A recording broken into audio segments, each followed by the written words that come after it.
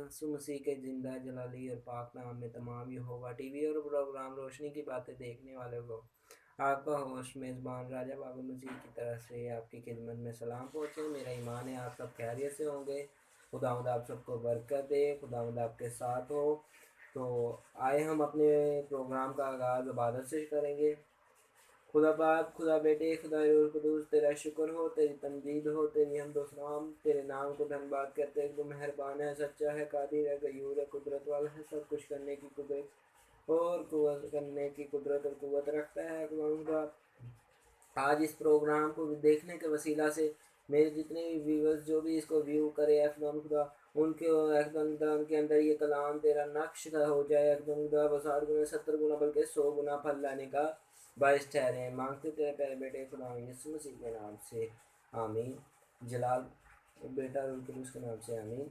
तो जी व्यूवर्स, अगर आपने इस वीडियो को थम कर ही लिया है तो पूरी मेरी आप सबसे एक हम्बल रिक्वेस्ट है कि वीडियो को लास्ट तक देखें ताकि आपको आज के प्रोग्राम से समझ आ सके कि हमारे खुदा ने हमारे लिए क्या किन किन बरक़ात को और क्या क्या उसने मंसूबे हमारी ज़िंदगी के लिए रखे हैं।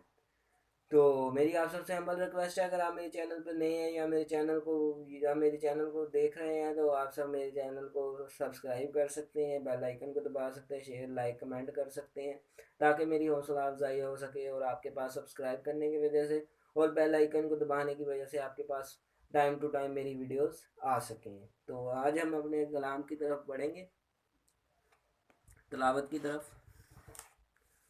लुका उसका 7 बाब और उसकी पहली ता 9 आयत 10 आयत बल्कि। जब वो लोगों को अपनी सब बातें सुना चुका तो कुफरनहूम में आया और किसी सूबेदार का नौकर जो उसको अजीज रखता था बीमारी से मरने को था। उसने यीशु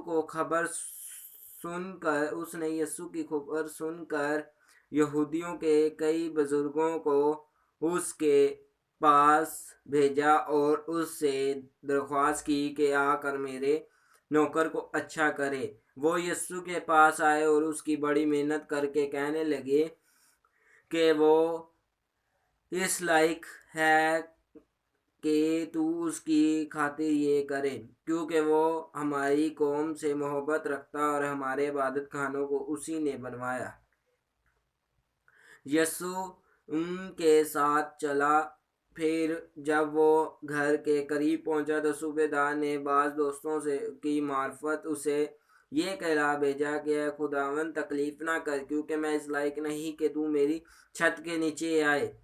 इसी सबब से मैंने अपने आप को तेरे पास आने के लायक ना समझा, बल्कि जुबान से कह दे तो मेरा खादम शिफा पाएगा, क्योंकि मैं भी दूसरे के इख्तियार में हूँ और सिपाही मेरे मतहत हैं। और जब एक से कहता हूँ जा तो वो जाता है और दूसरे से आ तो वो आता है और अपने नौकर से कह के ये कर तो वो करता है। यस्सु ने ये सुनकर उस पर ताजुब किया और फिर उसको भीड़ से जो उसके पीछे आती थी कहा, मैं तुमसे सच कहता हूँ कि मैंने ऐसा ईमान इसराइल में नहीं पाया। और भेजे हुए लोगों ने घर में वापस आकर उस नौकर को तंदुरुस्त पाया। खुदा उनके पाक कलाम के पढ़े और सुने जाए, खुदा की बरकत हो, खुदा का शुक्र हो।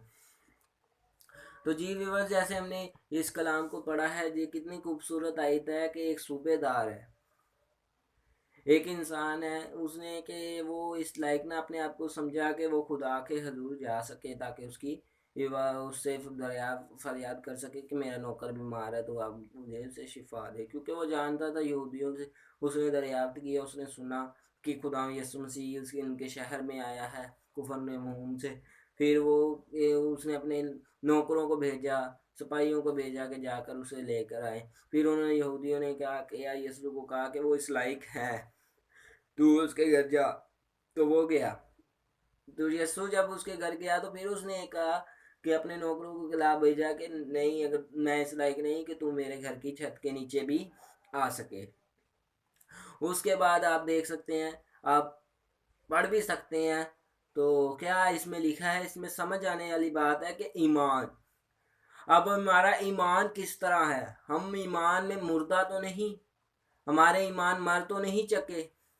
अगर आप ईमान रखते हैं और खुदावंद की बरकत से मुस्तफीद होना चाहते हैं तो खुदावंद आपके साथ है, खुदावंद आपसे मोहब्बत रखता है, खुदावंद आपको बरकत देगा, बशर्त यह है कि उसके हुक्मों पर चले, उससे डरते रहें, उसकी इबादत करें, उसके नाम की तारीफ करें, क्योंकि वही मेहरबान सच्चा खुदा है, वही सब कुछ करने की कुदरत रखता है। उसने कहा है मांगो तो मिलेगा, ढूंढो तो पाओगे, दरवाज़ा खटखटाओ तो मेरे तुम्हारे वास्ते खोला जाएगा। तो खुदावंद यही चाहता है कि जब के फिर खुदावंद ने ताजुब किया उसकी बात से, कि वो कह रहा है कि मैं नौकरों से कहता हूँ जा तो वो जाता है, उसको ये काम करते हैं को कहता हूँ तो वो करता है, लेकिन मैं इस लायक नहीं हूँ। फिर भी कहता है तेरा खुदावन का बंदा दाऊद कहता है कि खुदावन खुदा मैं तेरे से क्या मांगू, सब कुछ तो तेरा ही दिया हुआ है। फिर खुदावन बंदा सैमुअल दाऊद नबी का बेटा खुदा कहता है मांग मुझसे, वो कहता है तेरे सब कुछ तो तेरा दिया हुआ है, तो उन्हें अगर मुझे देना ही है तो मुझे अक्ल और हिकमत व फहम दे दे। तो आज हमें भी अपने खुदा से हिकमत व फहम मांग लेना, ताकि हम दुनिया रीच कर सकें, ताकि हम बरकत हासिल कर सकें, ताकि हम बीमारियों से छुटकारा पा सकें, हम क्राइसिस से बच सकें, ताकि हमारे अंदर से जादू टूने लानती तस्वीरों का असरात हमारे घर से, हमारे घराने से ख़त्म हो सके। अगर आप इस वीडियो से वसीला से बरकत पा रहे हैं तो इसको एंड तक लाजमी देखें कि खुदा आपको क्या कहना चाहता है, खुदा का वर्जन क्या है आपकी ज़िंदगी के लिए, खुदा क्या चाहता है। हाँ, उसने हमें क्यों बनाया, उसने हमें अपनी शबीह पर क्यों बनाया, क्योंकि खुदा के कलाम में लिखा है कि उसने अपने हमारी शक्लों को अपनी हथेलियों पर खोद रखा है, उसने अपनी शबीह पर बनाया है। तो एक शबीह पर बनाने का कुछ तो मकसद होगा। अगर हम एक मोबाइल बनाते हैं, इसको टेक्स्ट वगैरह मैसेजेस वगैरह करने के लिए, इसको इस्तेमाल करने के लिए हमने ये चीज़ बनाई है ना, इसी तरह खुदा ने भी हमें क्या किया है, अपनी इबादत करने के लिए। फरिश्तों से भी अफजल हैं हम, लेकिन हम उन दुनियादारी की आशा इशरत ख्वाहिशात में है जिनको खुदा नापसंद करता है, जिनसे खुदा को नफरत है, जो खुदा के खिलाफ है, जो खुदा को नापसंद है। हम शैतान के पैरोकार हैं, हम खुदावंद के नहीं। अगर आप खुदा के पैरोकार बनना चाहते हैं तो मेरी बात सुने, मेरी बात सुने, मैं आपको एक पते की बात बताऊं।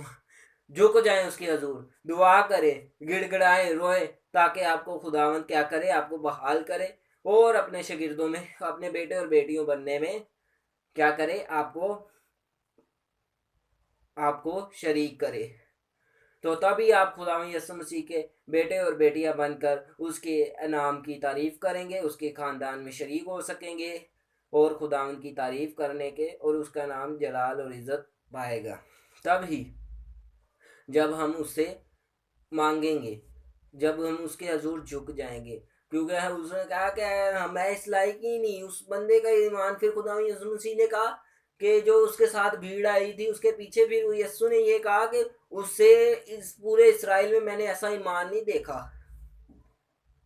हमें सोचने की बात है कि हमारे अंदर कौन सा ईमान है, हमारा ईमान कैसा है। हम आया खुदा के तारीफ कर रहे हैं या खुदा को लेट पुलिंग कर रहे हैं या खुदा के मिस यूज कर रहे हैं। अगर हम खुदा से कहते हैं ये भी दे दे, ये भी दे दे, जब हमें मिल जाता है तो क्या करते हैं, उन 10 कोड़ियों की तरह नहीं भरना, 9 कोड़ियों की तरह।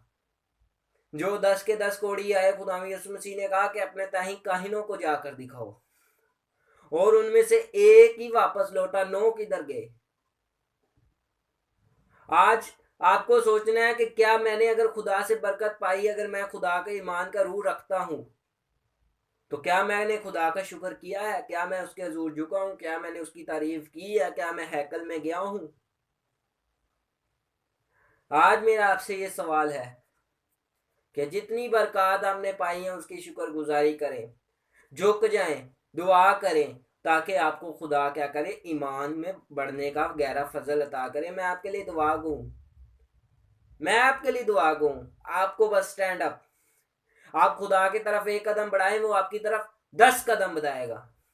100 कदम बढ़ाओगे गिन के तो खुदा क्या करेगा, 1000 कदम। मैं आपसे आज शर्त लगा लेता हूँ कि अगर आप सच्चे दिल से 2 दिन भी दुआ करेंगे, सुबह दोपहर शाम, और सच्चे दिल से करनी है, बेलौस बेफायदा नहीं करनी कि मतलब फायदे के लिए, ये कहना कि यसु तू ही तू है मेरा सब कुछ, तो मैं किसी दुनियादारी की ऐशो इशरत के लिए दुआ नहीं करता, या मैं उस तेरे हजूर नहीं झुकता, बस मैं तेरी तारीफ और तेरी बुजुर्गी और तेरे नाम को जलाल देता हूँ। तो मेरा ईमान है जब आप अपनी गलतियों खताओं का गुनाहों की, जब हम अपने गलतियां खताओं गुनाहों की माफी मांग लेंगे, तभी हम बरकत पाएंगे, तभी हम बहाल हो सकेंगे, तभी हमारे अंदर से बीमारियां, दुख, तकलीफें, टेंशनें जाएंगी। मेरा ईमान है, मैं आपके लिए दुआ गो हूँ कि खुदावंद आपको ईमान का रूह अता करे, खुदावंद आपको बरकत दे।